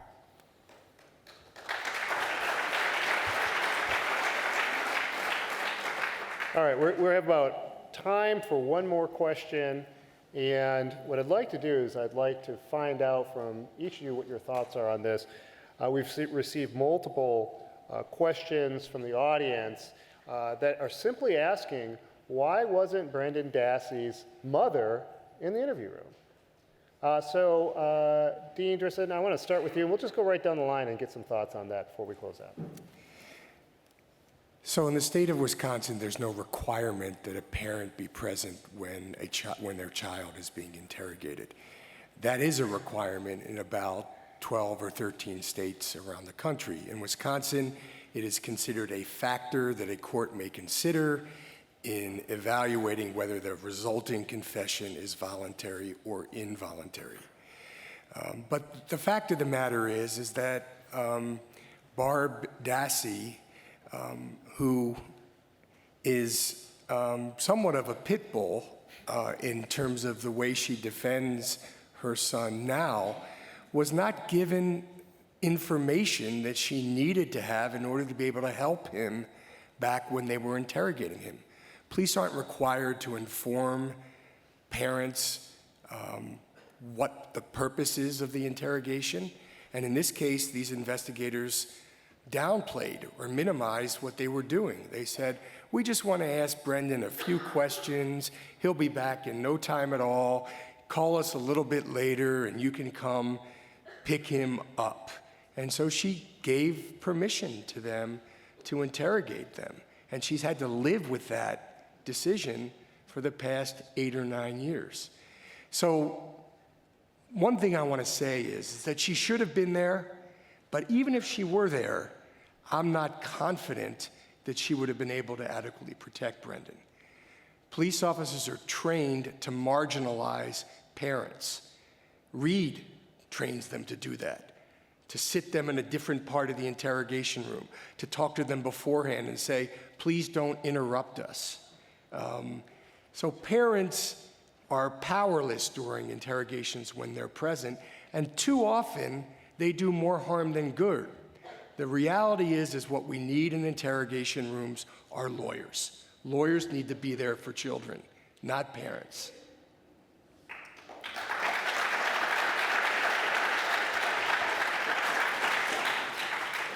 The only thing I would have to add to that is that one incredibly positive thing to come out of Making a Murderer and the story of Brendan and the story of Barb, his mom, is that there are states around the country that are starting to consider making important changes in exactly this issue, whether or not a parent or a lawyer needs to be present as a requirement in the interrogation room when it's a kid like Brendan who's being interrogated. Tennessee is considering adopting a law to this effect.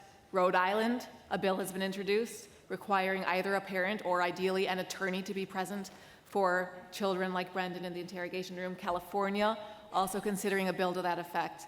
Let's not stop there. Let's get this moving in Illinois. Let's get this moving in Wisconsin. Let's get this moving around the country because we cannot have another Brendan Dassey.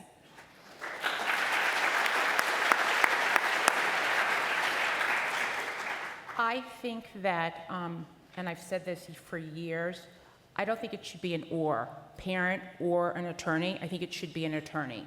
And here's what I think is a good indication of, you could call her a pit bull. She's probably that when she's on firm ground and understands the playing field, right? When she doesn't understand what goes on, what did we see? We saw her ask the police, did you pressure him? That question is so wonderfully naive that it lets you know that she doesn't understand the adversarial nature, that she doesn't understand what's going on. She loves their boy, that is clear. So it's not about love, right? But it's about whether or not you truly understand.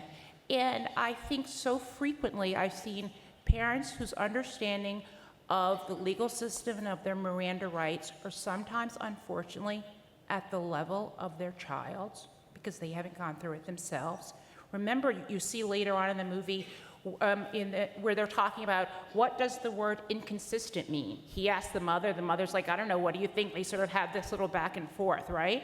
So I'm not sure that she would have been able to properly advise him. And I think that if we see her as a pit bull, we don't realize then that this may not be an arena in which she can actually show those skills. So I think the way to address this is to have an attorney present. I've also seen cases where parents were present.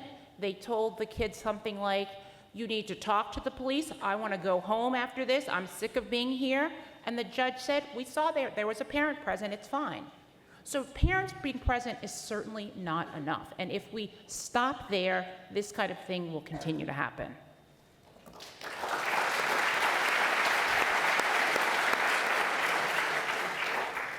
I differ slightly with Steve and Dr. Kavanaugh in that I believe that if had the mother been in that room, they would not have obtained admissions against his interest. Those long delays, and when the kid is saying, I didn't do it, and they're saying, they're going, the head, Brendan, the head, come on, what happened to the head? I believe she would have stopped it. And I believe the reason why she wasn't in the room is because they didn't let her in the room. That's what I believe. I believe that they knew that the police knew that their odds of obtaining admissions from that young man plummeted if she wasn't in the room.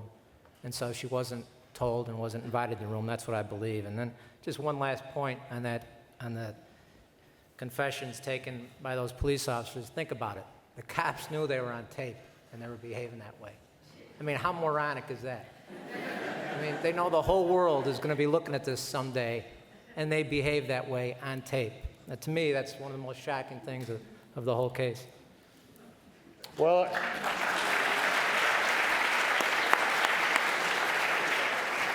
I want to thank the panelists tonight for their conversation, their input, and their insight. And I do believe the world is watching the tape.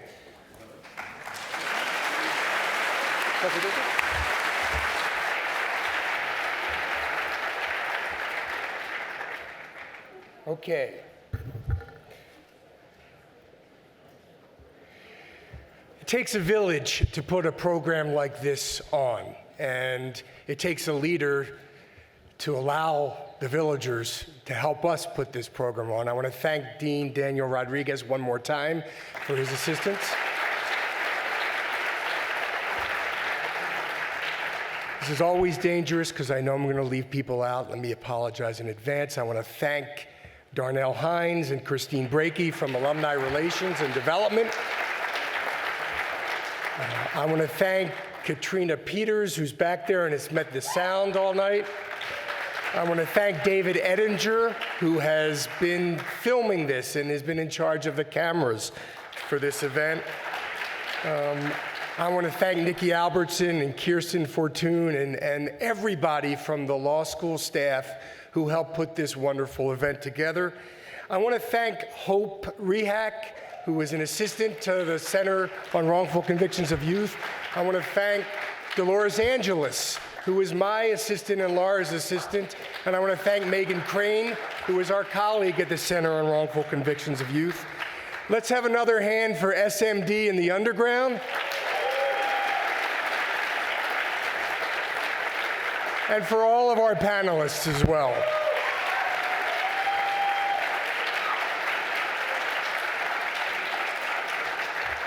Lastly, this is not a fundraiser. We did not charge money for you to come here and get this CLE credit, and we could have charged money. As many of you know, Dean Strang and Jerry Buting, God bless them. They're out there, they're going on a 40-city tour talking about making the murder, and they're charging $50, up to $100. I just learned that Ken Kratz is going on a speaking tour as well and charging a lot of money. But we wanted to open this up to the general public. We wanted especially law students to come see it, and we wanted a bigger audience, so we didn't charge money. And Dean and Jerry are charging money, and they're not even giving out CLE.